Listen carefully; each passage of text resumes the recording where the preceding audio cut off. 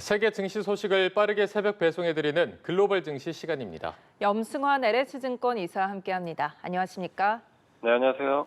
네, 지난밤 뉴욕 증시 3대 주가 지수 혼조로 마감을 했습니다. S&P 500 지수는 또다시 사상 최고치를 경신했는데 지금 장세 어떻게 보고 계십니까?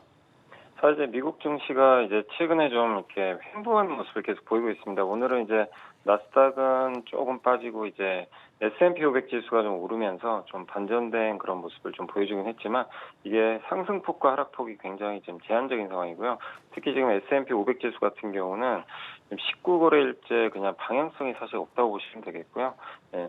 그래서 지금 시장 자체는 계속 뭐 이렇게 그 기술주가 오르면 뭐 나스닥이 오르고 기술주가 빠지면 오히려 이제 반대로 다른 업종이 오르는 그런 모습들을 보여주는데 아마 이제 오늘은 이제 미국의 반도체 기업들의 주가가 일본 뭐 스타게이트 그 AI 프로젝트죠. 이게 좀 지연된다는 소식이 좀 나오면서 급락을 했고 그에 이제 또 오히려 반대급부로 뭐 다우라든가 S&P 500에 속해 있는 뭐 이런 기업들의 주가가 상당히 좀 좋았는데요. 이제 모처럼 특히 이제 뭐 태양광이라든가 바이오 예, 이런 이제 섹터들이 좀 강세를 보이면서 시장은 계속 좀 차별화된 그런 모습들을 좀 보였던 것 같습니다. 그리고 트럼프 대통령이 이번에 그 인도네시아에 이어서 필리핀과 이제 관세 협상에 성공한 점은 일단 이제 긍정적으로 좀 시장에 작용을 했는데요. 다만 이제 유럽이라든가 일본 지금 그 또 우리 한국도 좀 남아 있기 때문에 이제 큰 국가들과의 협상이 어떻게 될지는 시장에서 계속 좀 주목을 하고 있는 것 같습니다.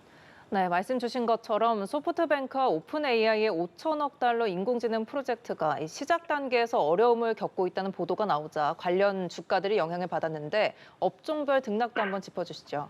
네, 말씀하신 대로 이제 스타게이트 프로젝트가 월스트리트 저널에 이제 보도가 좀 이렇게 안 좋게 나오면서 특히 오늘 그 엔비디아가 마이너스 2.55% 빠졌고요. 브로드컴이 3%, 마이크론도 한 3% 이상 이렇게 급락을 했습니다. 이제 주로 이런 이제 AI 데이터 센터에 들어가는 이제 반도체를 제조하는 기업들이다 보니까 이게 아무래도 이제 그 속도가 뭐 느려지거나 단계가 축소된다면 당연히 악재가 될 수밖에 없는데 다만 이제 일부에서는 뭐 이게 실망할 필요는 없다. 왜냐하면 이제 데이터 센터를 좀 합리적으로 이렇게 좀 속도가 느리더라도 단계적으로 이렇게 늘려가는 그런 과정이 있기 때문에 이게 뭐 취소된다거나 그렇게까지 볼 필요는 없다는 그런 분석도 있지만 사실 이제 이런 기대감으로 그동안 주가들이 워낙 올랐기 때문에 뭐 오늘은 일단 이게 빌미가 돼서 기술주들은 좀 대부분 부진했습니다. 반면 오늘 이제 가장 좀 좋았던 그 업종은 이제 아까 말씀드린 그 바이오 헬스케어인데 뭐 화이자라든가 머크, 일라이릴리 같은 이제 대표 기업들의 주가가 좋았는데요.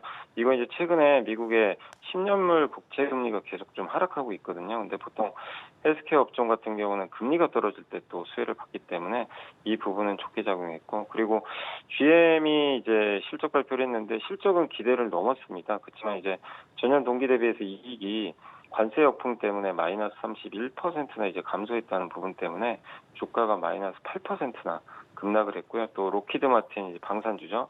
여기도 비용이 예상보다 좀 증가하면서 실적의 기대를 이제 하회하다 보니까 10% 이상 좀 급락하면서 결국 실적에 따라서 일부 기업들의 변동성은 계속 좀 커진 모습이 나왔습니다. 네, 앞서 말씀해 주셨지만 우리나라를 비롯해서 유럽과 일본과의 관세 협상이 남아있는 상황에서 앞으로 시장에 영향을 줄 수 있는 변수들 어떤 것들이 있을까요? 네, 가장 큰 거는 역시 그 이제 관세 이제 협상으로 좀 보고 있는데 이제 날짜가 얼마 안 남았기 때문에요.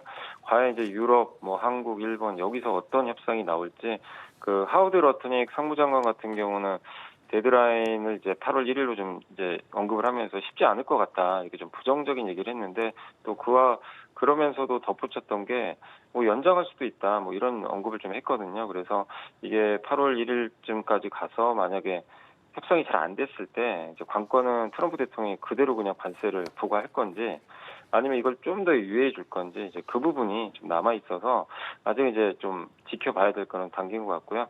그리고 이제 가장 중요한 게 이번 주에는 그 테슬라 알파벳 이제 아마 내일 새벽에 좀 발표하는 걸로 알려졌는데 이 두 개 이제 빅테크가 드디어 이제 가장 앞서서 2분기 실적 발표를 좀 하게 됩니다. 이 M7 중에서 가장 먼저 하기 때문에 결국 테슬라와 알파벳의 실적에 따라서 뭐 특히 나스닥 같은 경우는 좀 변동성이 좀 확대될 가능성이 있고요. 그리고 오늘 트럼프 행정부가 AI 액션 플랜을 발표하는 것도 이 반도체 기업들한테는 오히려 좀 이게 호재로 좀 작용할 가능성도 있거든요. 그래서 이런 좀 일정들 좀 잘 확인할 필요는 있는 것 같습니다.